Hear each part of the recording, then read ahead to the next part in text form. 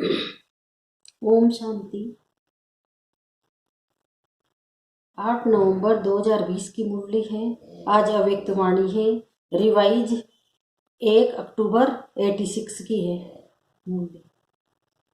मुरली का टाइटल है ईश्वरी स्नेह जीवन परिवर्तन का फाउंडेशन है। आज स्नेह के सागर अपने स्नेही बच्चों से मिलने आए हैं। बाप और बच्चों का स्नेह विश्व को स्नेह सूत्र में बांध रहा है। जब स्नेह के सागर और स्नेह संपन्न नदियों का मेला होता है तो स्नेह भरी नदी भी बाप समा मास्टर स्नेह का सागर बन जाती है। इसलिए विश्व की आत्माएं स्नेह के अनुभव से स्वतः ही समीप आती जा रही है। पवित्र प्यार व ईश्वरीय परिवार के प्यार से कितनी भी अनजान आत्माएं हो, बहुत समय से परिवार की प्यार से वंचित पत्थर समान बनने वाली आत्मा हो, लेकिन ऐसे पत्थर समान आत्माएं भी ईश्वरीय परिवार के स्नेह से पिघल पानी बन जाती है। यह है ईश्वरीय परिवार के प्यार की कमाल।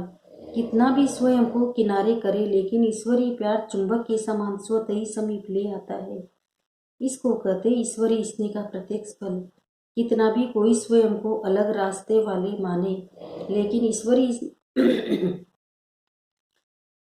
स्नेह सहयोगी बनाए आपस में एक हो आगे बढ़ने के सूत्र में बांध देता है।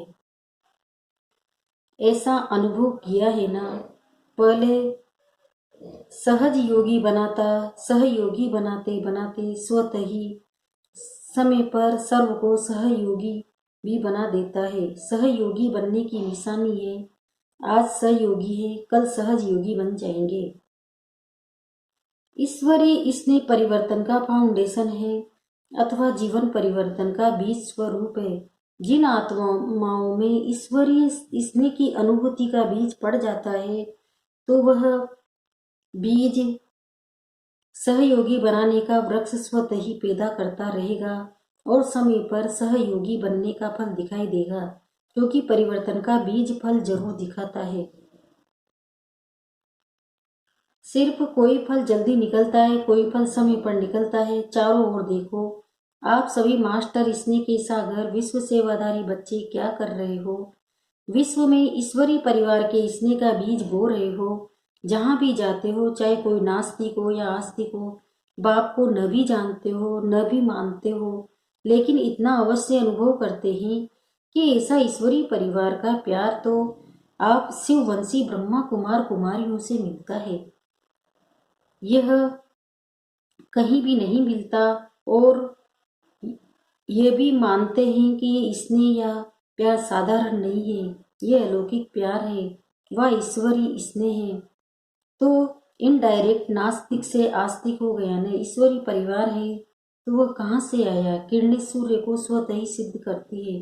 ईश्वरीय प्यार अलौकिक स्नेह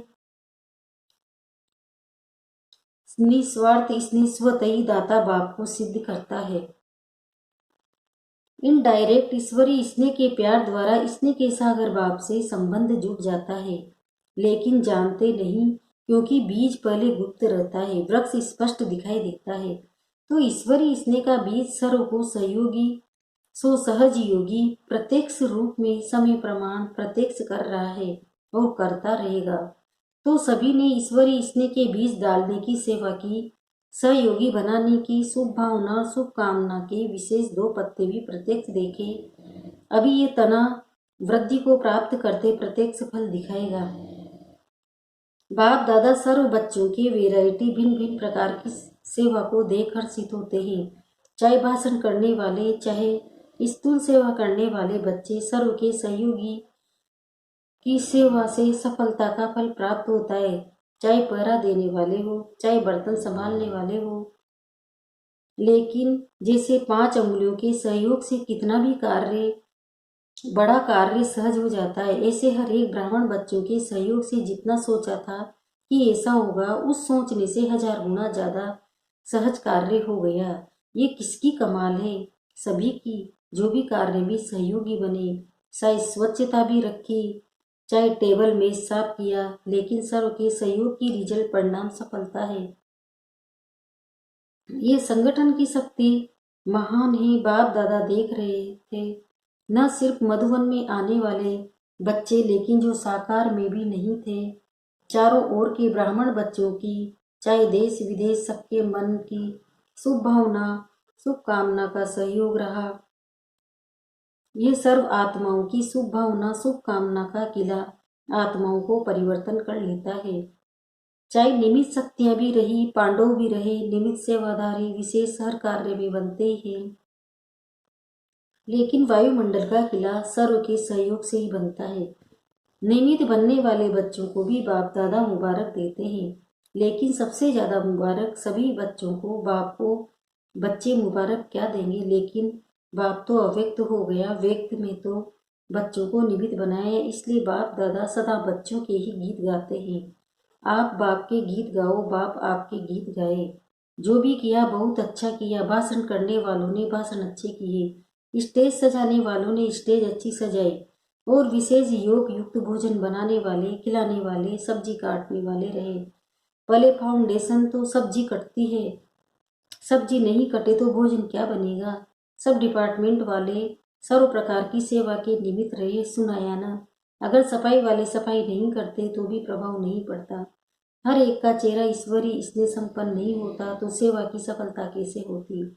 सभी ने जो भी कार्य किया स्नेह भर कर किया, इसलिए उन्होंने भी स्नेह का बीज पड़ा, उमंग उत्साह से किया, इसलिए उन्होंने भी उमंग उत्साह रहा। अनेकता होते भी स्नेह के सूत्र के कारण एकता की ही बातें करते रहे। ये वायुमंडल की छत्र छाया की विशेषता रही। वायुमंडल छत्र छाया बन जाता है तो छत्र छाया के अंदर होने के कारण कैसे भी संस्कार वाले स्नेह के प्रभाव में समाये हुए थे। समझा सभी की बड़े ते बड़ी जिम्मेवारी थी, सभी ने सेवा की। कितना भी वो और कुछ बोलना चाहे तो भी बोल नहीं सकते, वायुमंडल के कारण मन में कुछ सोचे भी लेकिन मुख से निकल नहीं सकता, क्योंकि प्रत्यक्ष आप सबकी जीवन के परिवर्तन को देख उन्होंने भी परिवर्तन की प्रेरणा स्वतः ही आती रही। प्रत्यक्ष प्रमाण देखा ना, शास्त्र प्रमाण से भी सबसे बड़ा प्रत्यक्ष प्रमाण है। प्रत्यक्ष प्रमाण के आगे और सब प्रमाण समा जाते हैं। ये रही सेवा की रिजल्ट। अभी भी उसी स्नेह के सहयोग की विशेषता से और समीप लाते रहेंगे तो और भी सहयोग में आगे बढ़ते जाएंगे। फिर भी प्रत्यक्षता का आवाज बुलंद तभी होगा जब सब सत्ताओं का सहयोग होगा। विशेष सर्व सत्ताएं जब मिलकर एक आवाज बुलंद करे तभी प्रत्यक्षता का पर्दा विश्व के आगे खुलेगा। वर्तमान समय जो सेवा का प्लान बनाया वो इसलिए ही बनाया है ना, सभी वर्ग वाले अर्थात सत्ता वाले संपर्क में सहयोग में आर्य स्नेह में आए तो फिर संबंध में आकर सहयोगी बन जाएंगे। अगर कोई भी संस्था सहयोग में नहीं आती है तो सर्व के सहयोग का जो कार्य रखा है वो सफल कैसे होगा। अभी फाउंडेशन पड़ा विशेष सत्ता का, धर्म सत्ता सबसे बड़े ते बड़ी सत्ता है ना। उस विशेष सत्ता द्वारा फाउंडेशन आरंभ हुआ, इसने का प्रभाव देखा ना। वैसे लोग क्या कहते थे कि ये इतने सब इकट्ठे कैसे बुला रहे हो, ये लोग भी सोचते रहे ना। लेकिन ईश्वरीय स्नेह का सूत्र एक था, इसलिए अनेकता के विचार होते हुए भी सहयोगी बनने का विचार एक ही रहा।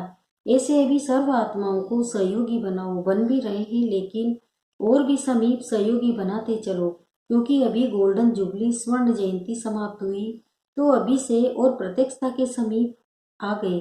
डायमंड जुबली अर्थात प्रत्यक्षता का नारा बुलंद करना। तो इस वर्ष से प्रत्यक्षता का पर्दा अभी खुलना आरंभ हुआ है।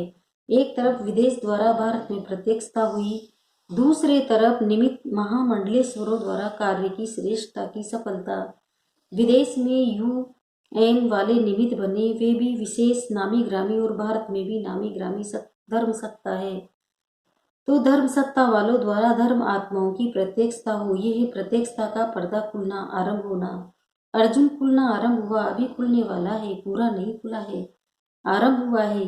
विदेश के बच्चे जो कार्य के निमित्त बने, ये भी विशेष कार्य रहा। प्रत्यक्षता के विशेष कार्य में इस कार्य के कारण निमित्त बन गए। तो बाप दादा विदेश के बच्चों को इस अंतिम प्रत्यक्षता के हीरो पाठ में निमित्त बनने के सेवा की भी विशेष मुबारक दे रहे हैं। भारत में हलचल तो मचा ली ना। सबके कानों तक आवाज गया।